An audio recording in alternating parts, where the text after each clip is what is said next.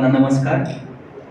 प्राध्यापक दत्ता भगत सरांच्या थोडासा घशाचा त्यांना इन्फेक्शन असल्यामुळं मी त्यांचं मनोगत वाचून दाखवत आहे.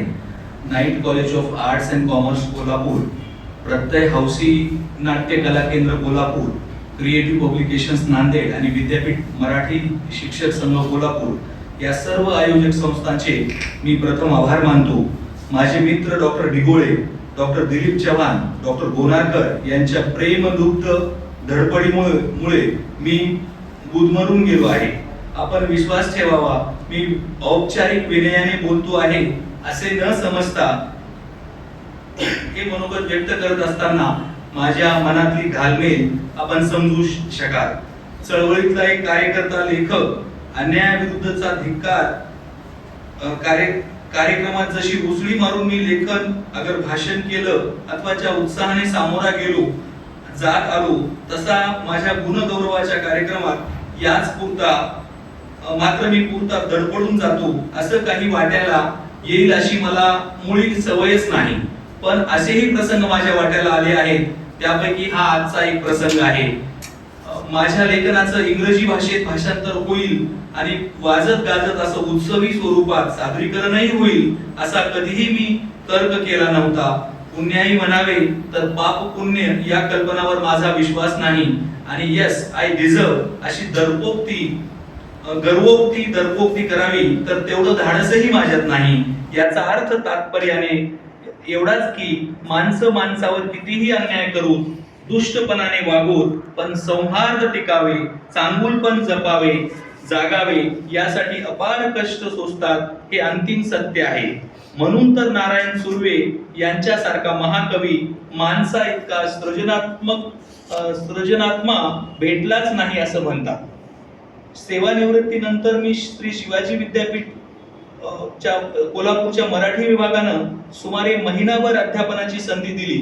राजश्री शाहू महाराज व्याख्यानमालेत व्याख्याता म्हणून बोलण्याची संधी दिली.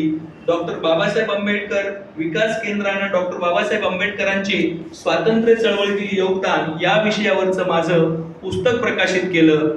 शिवाय सगळ्यात महत्वाची बाब अशी की ज्या संस्थेनं पुढाकार घेऊन हे चर्चासत्र आयोजित केलं त्या संस्थेचे संस्थापक, पहिल्या लोकसभेतील खासदार, देशभक्त रत्नप्पा कुंभार असावेत. हा माझ्यासाठी किती महत्वाचा योग आहे हे मी तपशिलाने सांगत बसणार नाही. पण आजच्या तरुण पिढीला ज्या संविधानाविषयी अपार आदर वाटतो त्या समितीचे रत्नप्पा सदस्य होते.